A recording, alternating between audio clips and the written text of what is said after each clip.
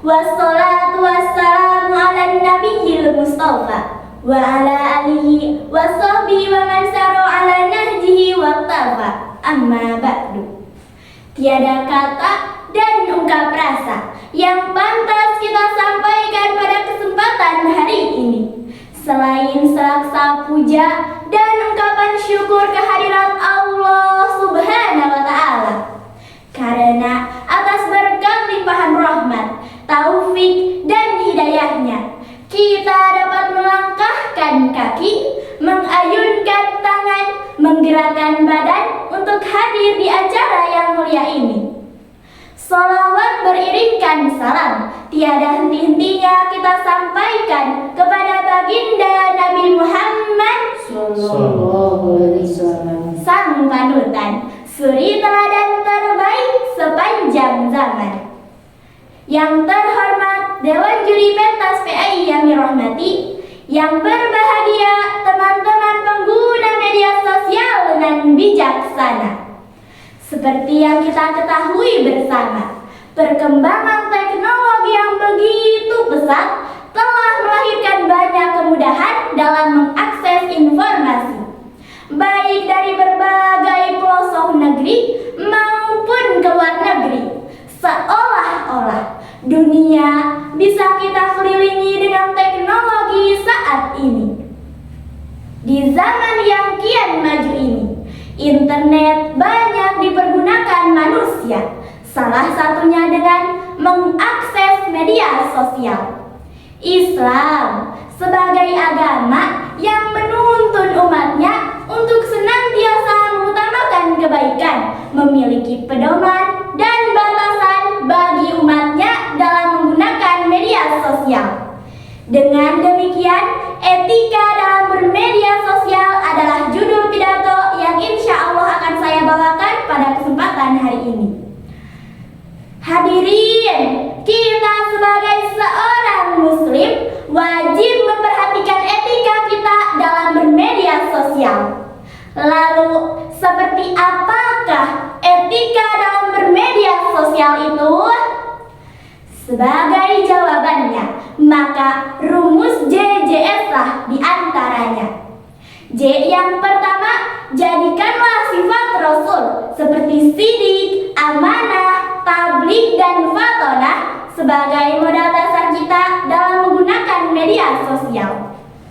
Di dalam Al-Quran, surah Al-Ahzab, surah ke-33, juz 21, ayat 21, sebelah kiri bagian atas, Allah Subhanahu wa Ta'ala berfirman, A'udzu billahi minasyaitonir rajim. Bismillahirrahmanirrahim.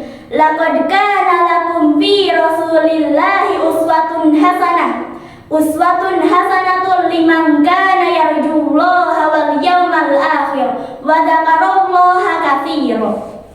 Yang artinya, sungguh telah ada pada diri Rasulullah itu suri teladan yang baik bagimu, yaitu bagi orang-orang yang mengharap rahmat Allah dan kedatangan hari kiamat, dan dia banyak menyebut Allah.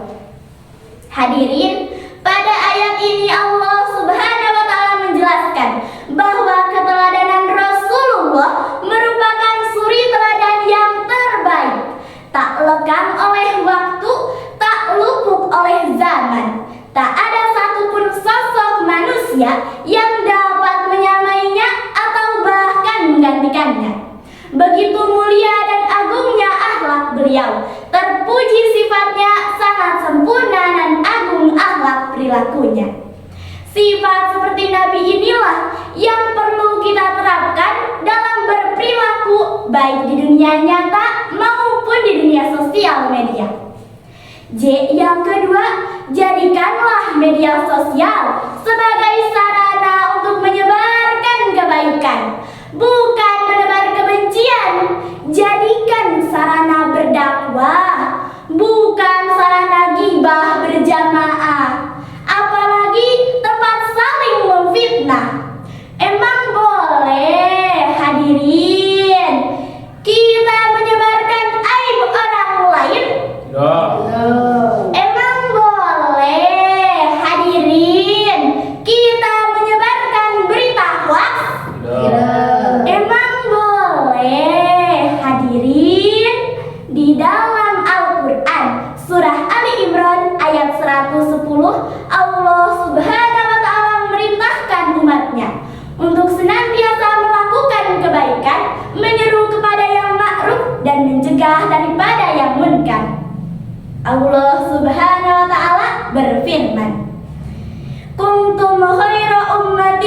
ukhrijat lin-nasi ta'muruna bil ma'rufi wa tanhauna 'anil munkar. Kalian adalah umat yang terbaik yang dilahirkan untuk manusia, menyeru kepada yang ma'ruf dan mencegah daripada yang munkar. Dan yang terakhir, saring dulu sebelum sharing. Mari kita sama-sama perhatikan surah Al-Hujurat ayat 6 berikut ini. Ya ayyuhalladzina amanu in ja'akum fasikum binaba'in fatabayyanu an tusibu qauman bijahalatin fatusbihu ala ma fa'altum nadimin. Wahai orang-orang yang beriman, apabila seseorang yang fasik datang kepadamu membawa suatu berita, maka telitilah kebenarannya, agar kamu tidak mencelakakan suatu kaum karena kebodohan atau kecerobohan yang akhirnya kamu menyesali perbuatanmu itu.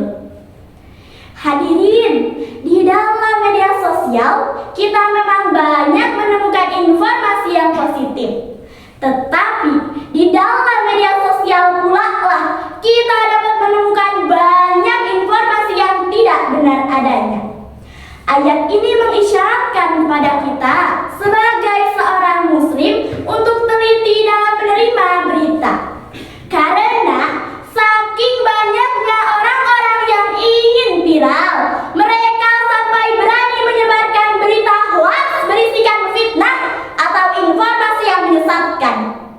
Oleh sebab itu, sebelum kita berkomentar dan membagikannya, alangkah lebih baiknya kita memastikan kebenaran beritanya.